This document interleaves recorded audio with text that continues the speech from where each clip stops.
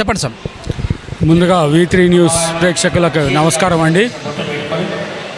శ్రీ రేణుకా రాజరాజేశ్వరి పీఠం వ్యవస్థాపకులు శ్రీ మెల్లూరు నవీన్ శర్మ గారి ఆధ్వర్యంలో ఇప్పటివరకు ఎన్నో ఖ్యాతిగాంచిన ఎన్నో రకాల కార్యక్రమాలు చేయడం జరిగింది.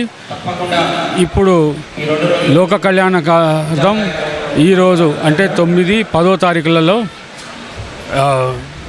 లక్ష్మీనారాయణ హోమము మరియు తర్వాత ఇదే 9వ తారీఖు సాయంత్రం కుంకుమార్చన మరియు 10వ తారీఖు నాడు లక్ష్మీనారాయణ కళ్యాణంతో ఈ కార్యక్రమం ముగుస్తుంది.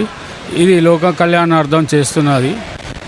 మన ధర్మాన్ని, సనాతన ధర్మాన్ని ప్రచారం చేసుకోవడానికి మరియు అదేవిధంగా ఈ రోజున అందరూ మన ధర్మాన్ని కించపరుస్తూ మాట్లాడుతున్నందుకు అందరిలో కూడా మంచి మార్పు రావాలని, మన ధర్మాన్ని గురించి తెలుసుకోవాలని కూడా కోరుకుంటూ ఈ కార్యక్రమాన్ని మేము చేయడం జరుగుతుంది. ఎంతమంది దంపతులు పాల్గొంటారు? 108 దంపతులచే ఈ కార్యక్రమం జరుపుతున్నామండి. ప్రస్తుతం అందరూ కూడా దీంట్లో పాల్గొని ఒక కుటుంబంలాగా చాలా చక్కగా అందరూ కూడా చేయడానికి ముందుకొచ్చారు.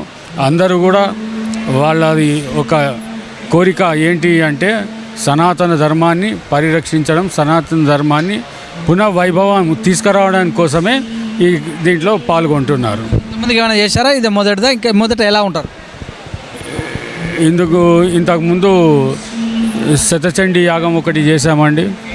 దాని తర్వాత మళ్ళా ఇంకో త్రిశతచండీ యాగము మరియు